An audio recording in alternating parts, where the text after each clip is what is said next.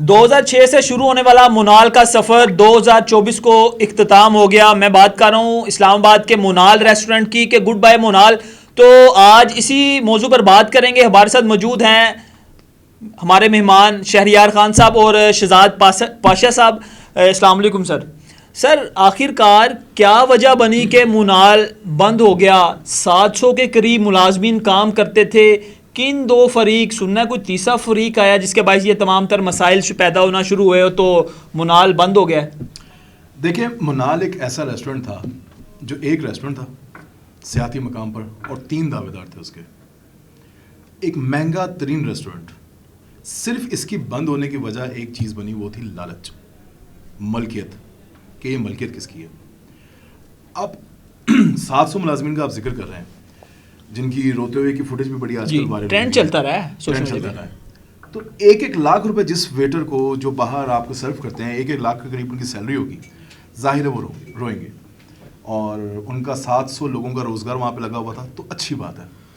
آپ یہ سوچیں جب ایک ویٹر کی سیلری جہاں پر 1 لاکھ روپے تھی، اس ریسٹورنٹ کے ریٹس کیا ہوں گے؟ کیا وہاں آپ، میں، ہم جیسا کوئی مڈل کلاس آدمی جا سکتا تھا؟ پاشا صاحب ایک بات ہوں، 1 لاکھ روپیہ سیلری میٹر نہیں کرتی. یہ کوئی جو بینک کے باہر جو چوکی دار ہوتے ہیں نا، وہ بھی 8 سے 10 سال جب کسی ایک ہی ادارے میں کام کریں ان کی بھی سیلری 1.5 2 لاکھ روپے تک پہنچ جاتی ہے. یہ تو پھر منال ریسٹورنٹ تھا، ویٹرز تھے، وہ کام وغیرہ کرتے تھے. آپ کو میں ایک بات بتاؤں کہ یہاں پر بڑے بڑے 5 اسٹار 7 اسٹار ہوٹل بھی ہیں پاکستان کے اندر جہاں ویٹر کی سیلری کبھی بھی اتنی نہیں پہنچی.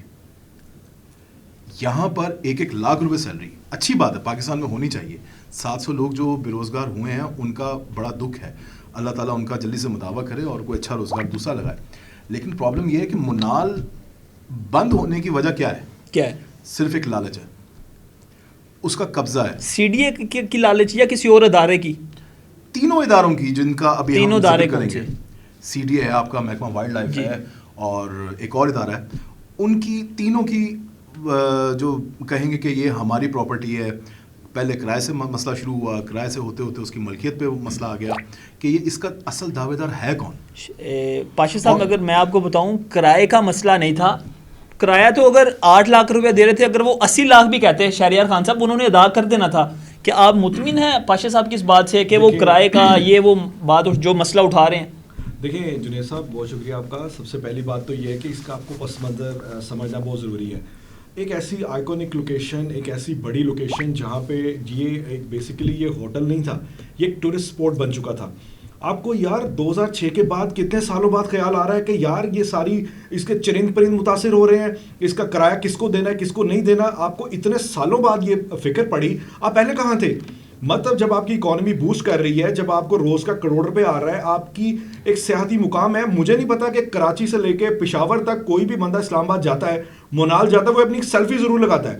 تو یہ ایک سیاحتی مقام تھا. یہ ہوٹل سے بات آگے نکل گئی تھی. جو اس کا مالک تھا لقمان، کیا آپ سمجھتے ہیں کہ اس نے جب اس کی لیز حاصل کی تھی قانونی تقاضے پورے نہیں کیے تھے؟ اوپن بڈ تھی، اس میں 12 سے 13 کمپنیاں تھیں. اس میں یہ درمیان میں انہوں نے اپنی شرائط پوری کی اور ٹھیکہ لیا اور اپنے ڈھابے سے کام شروع کیا.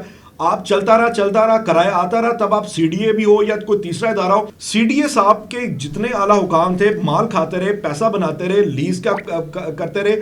دوسرے لفظوں میں جب آپ کی لاکھوں کروڑوں میں جب انکم جاتی ہے تو آپ کو بھی پتا کہ 4 ادارے کشکول لے کے کھڑے ہوتے ہیں کہ بھائی ہمیں بھی بتا دو، ہمیں بھی کمیشن دو. تو جیسے جیسے منال ترقی کرتا گیا، جیسے جیسے اوپر آتا گیا، اتنے ہی فریق اس کے جھولی پھیلا کے درمیان میں اترتے رہے کہ بھائی ساڈا حصہ سانو دیو. تو جب حصہ لینے والے آ گئے تو مجھے بتائیں کہ جو انویسٹر تھا اس کا کیا قصور تھا؟ یا تو آپ اس کو اڑا کے اسی وقت باہر پھینک دیتے. پاشا صاحب کی بات اپنی جگہ درست ہے، لیکن مجھے صرف اس چیز کی وضاحت چاہیے کہ پہلے یہ لوگ کہاں تھے؟ چاہے تیسرا فریق ہو، چاہے دوسرا فریق ہو، چاہے پہلا فریق ہو. بھائی پہلے آپ لوگ اس کو دیکھتے رہے کہ یہ اوپر جا رہا ہے، اوکے، مال آ رہا ہے، کرایہ آ رہا ہے، ٹھیک ہے، لیز سے ہٹ کر آپ لے رہے ہیں پیسہ، ٹھیک ہے.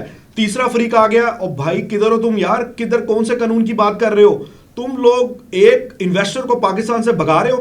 کیا لقمان کی فیملی، کیا چلیں میں آپ انویسٹمنٹ کرنا چاہتے ہیں، کیا ہم کسی آئیکونک لوکیشن پہ جا کے انویسٹمنٹ کا سوچیں گے؟ بھائی نہیں سوچیں گے. ہمیں پتہ ہے 10 سال بعد کوئی نہ کوئی دعوے دار آ جائے گا، بھائی ساڑی زمین سے ایسے ہوتا رہا ہے پاکستان میں. ایگزیکٹلی. تو جنید صاحب میرا یہ سوال ہے کہ یہ ادارے، یہ سب کے سب، میں توہین عدالت نہیں چاہتا، میں معزز ججز پہ سوال نہیں اٹھانا چاہتا، لیکن مجھے بتائیں کہ یہ کہاں کا قانون ہے کہ 20 سال بعد جا کے آپ کہہ رہے ہیں کہ بھائی زمین تمہاری نہیں، تمہاری تھی، تمہاری نہیں، اس کی نہیں، اس کی تھی. تیسرا فریق بیچ میں آتا ہے, وہ کہتا ہے کرایہ مجھے دو. منال کا مالک پیسے اٹھا کے اس کو دینے شروع کر دیے. جب چیلنج کیا, ایک تو ہماری عدالتی نظام معذرت کے ساتھ کہ آپ کیسز میں غیر ضروری التوا ڈالتے ہیں, جب کیسز لٹکتا ہے بات آگے بڑھتی ہے تو اس کا خمیازہ بھگتنا پڑا ہے آپ کے انویسٹر کو. تو کہانی ختم. پہلا فریق, دوسرا فریق, تیسرا فریق, یہ سب برابر کے شریک ہیں. اور میں یہ سمجھتا ہوں کہ اس کا پتہ نہیں یہ نظرثانی اپیل جائیں گے یہ یا نہیں جائیں گے, لیکن یہ بدترین فیصلہ ہے. ایک بدترین فیصلے کو میں تمام سٹیک ہولڈر کی جھولی میں ڈالوں گا. موزد عدالت کی بات نہیں کر رہا, یہ ہم سب کے لیے ہمارے نظام پر ایک تمانچہ ہے کہ ایک انویسٹر آپ کے پاس ہے, 20 سال آپ کمائی کھاتے رہے ہو اور دل کھول کر کھاتے رہے ہو, پھر آپ کو یاد آیا کہ بھائی چرند پرند سب متاثر ہوں گے.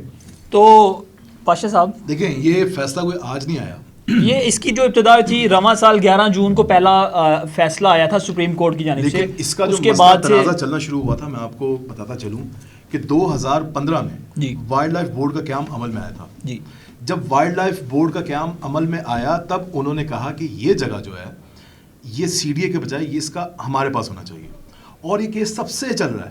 فیصلے اب آنا شروع ہوئے. نہیں 9 سال اتنا لمبا, 9 سال لگے, اگر 15 سال 2015 میں یہی بنا تو تو 16 17 18 19 20 21 22 23 24 بھائی 9 سال کا ایک عرصہ بنتا ہے. آپ ایک میں کہتا ہوں کہ یہ بہت شارٹ ٹائم ہے. آپ کے پاس یہاں پر ایسے کیسز پڑے ہیں جو 40 سال سے زیر سماعت. ایسے تو نہیں, ہم 137ویں نمبر پہ, ہمارا جو عدالتی نظام 137 نہیں 168 میں نمبر پہ ہم نہیں 137 نمبر عالمی رینکنگ کے مطابق عالمی رینکنگ ابھی اپڈیٹ ہوئی ہے, جو جوڈیشری ہے لاسٹ ایئر تھی وہ تھی, اب ہم نے مزید ترقی کر لی. ایک دل دکھتا ہے. منال, ہم بھی اسلام آباد گئے ہیں, ہم نے بھی منال وزٹ کیا ہے, لیکن یہ ہونا نہیں چاہیے تھا.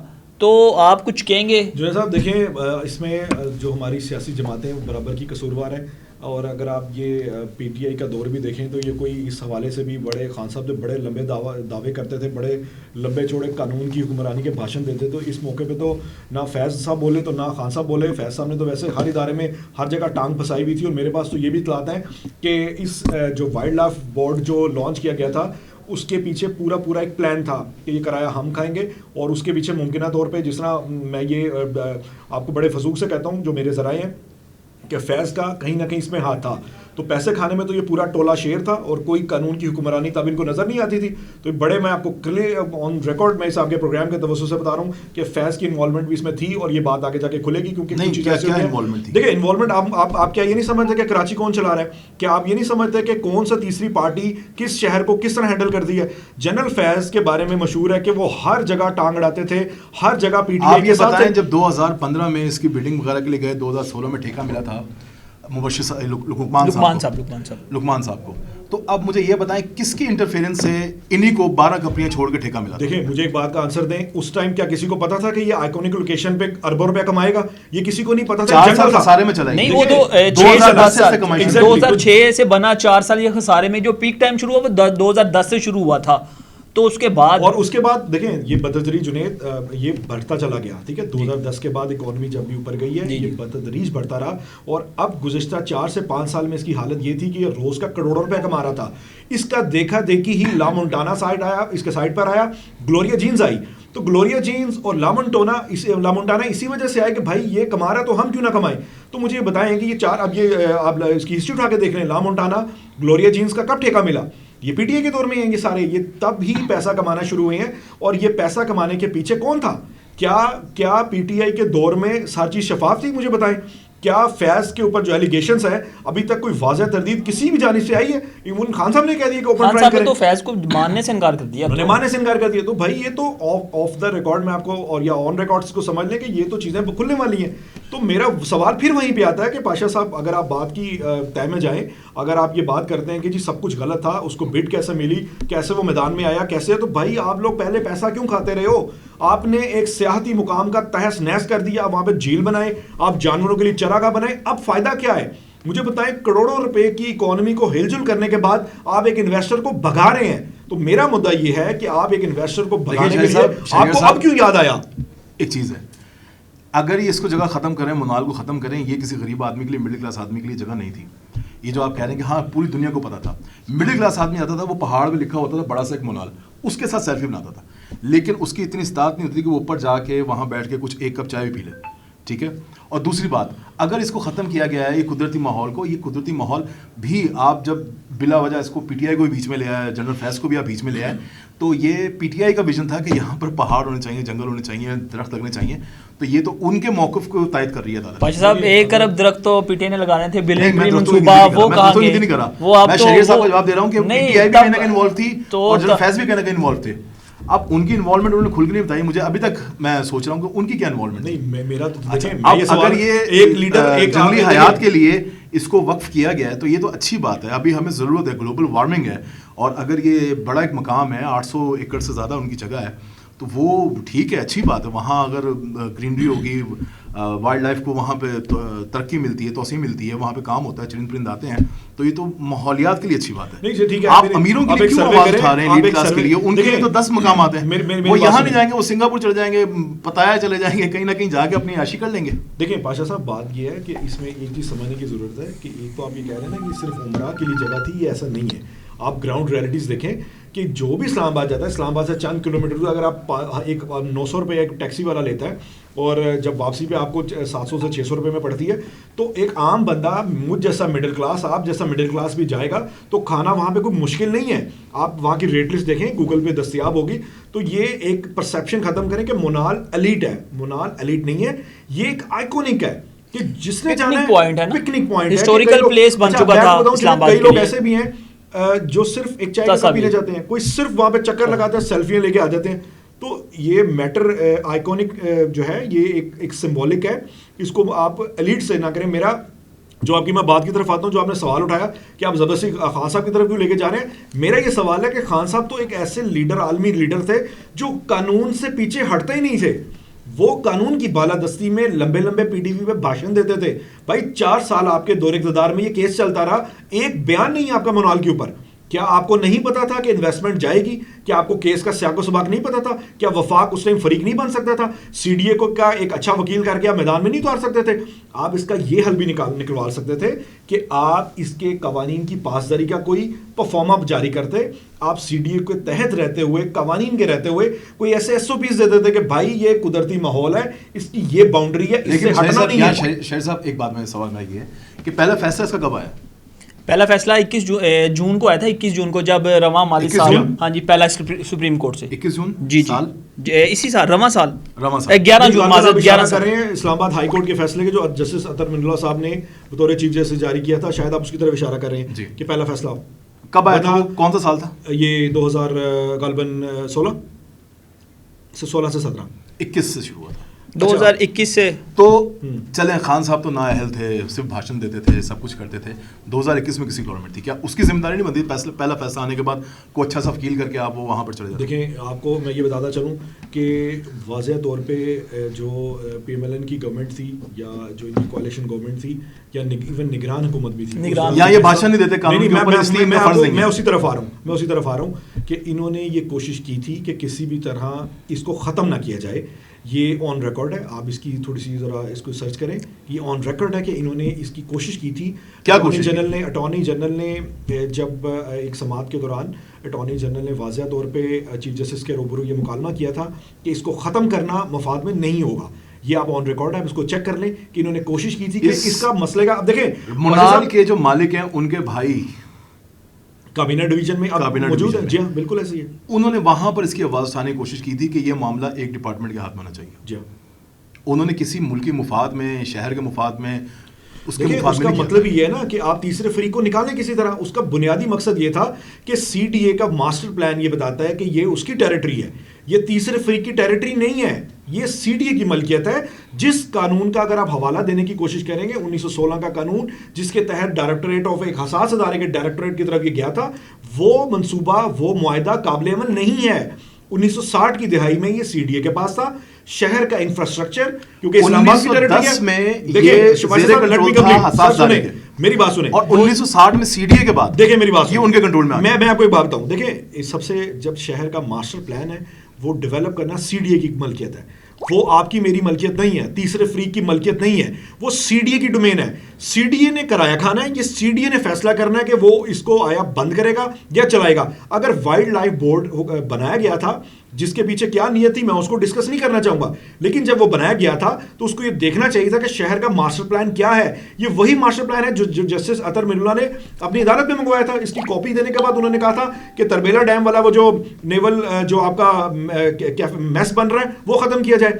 سی ڈی اے کو مطلب انہوں نے تیسرے فریق کی تو بات ہی نہیں کی تھی, بلکہ سیدھا سیدھا کل عدم قرار دیا. وہاں تو ایک گولف کورس بھی بن رہا ہے, گولف کورس کا یہی فیصلہ بند کر دیا گیا. جی ہاں تمام کمرشل. لیکن شہر کا ہوتا ہے سی ڈی اے کے پاس نا, اب تو یہ شہر تو نہیں تھا. نہیں دیکھیں یہ شہر کی ٹیریٹری ہے, شہر کی ٹیریٹری جب وہاں پر ہلز آ جائیں. دیکھیں پاشا صاحب یہ شہر کے انڈر ہے, یہ Islamabad capital development I C T ہے, اسلام آباد کیپٹل ٹیریٹری کے اندر آتا ہے. جو اس کا یہ حصہ ہے یہ وائلڈ لائف بورڈ دعویٰ کرتا ہے کہ یہ ہمارا ہے.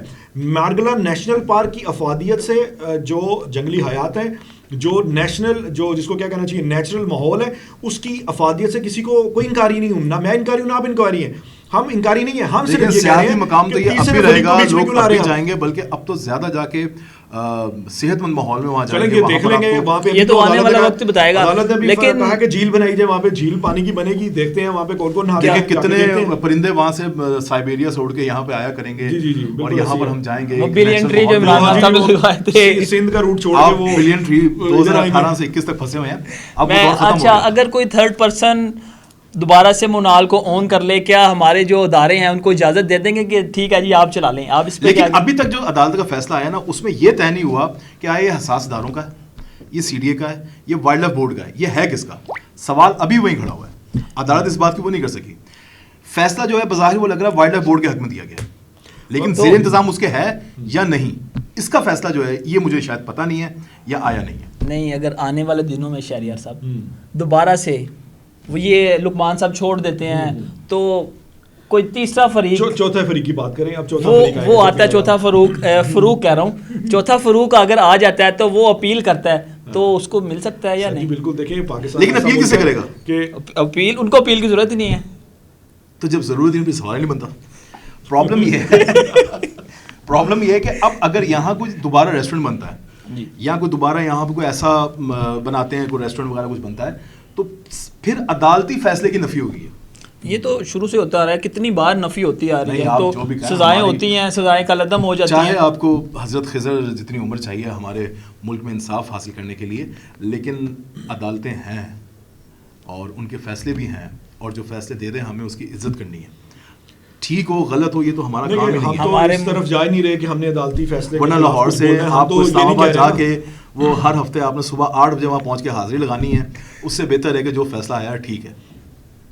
چلو ٹھیک ہے, مان لیتے ہیں. پاشا صاحب جذباتی ہو رہے ہیں. میں جذباتی ہو رہا, میں تو آپ لوگوں کے جذبات کو تھوڑا ٹھنڈا کرنے کی کوشش کر رہا ہوں. جو فیصلہ آیا ہے کہ ٹھیک ہے یار ہم اس کو اون کرتے ہیں, اور جو اس کو جنگلی حیات کو وہاں لے کے آنے کے لیے, وہاں جو پرندے آنے ہیں سائبیریا سے بہت سارے آئیں گے, جو مطلب بہت اچھا ایک وہ سمبل ہوتے ہیں, وہاں ایک جھیل بنے گی, یہ بھی بہت اچھی بات ہے. سیاحتی مقام تو وہ اسٹل رہے گا اور مستقبل میں بھی رہے گا, لیکن مسئلہ تب ہوگا جب وہاں پر کوئی دوبارہ ریسٹورینٹ کھلتا ہے, منال کے نام سے نہیں کسی اور نام سے, یا منال کے نام سے, یا کسی جو بھی ہوتا ہے. پھر عدالت کا دیکھیں گے کہ ہمارا جو نظام ہے وہ کتنا اسٹرانگ ہے. یہی ہوگا نا کہ آپ وہاں پہ جب لوگ جائیں گے تو کھانا اپنے گھر سے لے کے جائیں, تو ہوٹل شوٹل تو وہاں پہ کوئی ہوگا نہیں, ایون چائے کا ڈھابا بھی نہیں ہوگا, تو کھانے پینے پہ تو وہاں پہ 144 نہیں. تو آپ دامنے کو جاتے ہیں, آپ وہاں پہ جو دوسرے سیاحتی مقام ہیں تو وہاں پر بھی آپ اپنے گھر سے لے کے جاتے ہیں راستے میں بلکہ یہاں تو شاہد صاحب اب تو آپ کو وہاں پہ زیادہ اچھا ملے گا. بیچارے سینکڑوں پہ جو بالکل غریب لوگ ہیں وہ کیلے لا کے بیچیں گے آپ کو, امرود بیچیں گے آپ کو, بند گوا بیچیں گے, چپس بیچیں گے, 200 150 میں آپ کو مل جائیں گے. تو آپ کی تو سیاحتوں کی تو بچت ہوگی نا, جو سیاح وہاں جائیں گے تو, اور ایک نیچرل آپ کو ماحول ملے گا, پرندے وہاں پہ آیا کریں گے, جھیل ہوگی, ایک خوبصورت منظر ہوگا, وہاں جانے والا لگے گا شاید ہم جنت میں آ گئے ہیں. بڑا درد دل رکھتے ہیں پاشا صاحب. تو اسی پہ ہم آج کا جو ہمارا پروگرام ہے اس کو ختم کرتے ہیں. تو ملتے ہیں آپ سے اگلے ولاگ میں. آپ نے شہریار خان صاحب کی بات سنی, پاشا صاحب کی بات سنی, دونوں مہمانوں نے اپنے اپنے جذبات سے آپ کو آگاہ کیا, آپ کو بتایا کہ منال ختم ہوا ہے, بند ہوا ہے, ٹھیک ہوا ہے. ایک فریق نے بتایا کہ منال کو بند نہیں ہونا چاہیے تھا. ملتے ہیں آپ سے اگلے ولاگ میں. فی الوقت ہمیں دیجیے اجازت. اللہ نے کے بعد.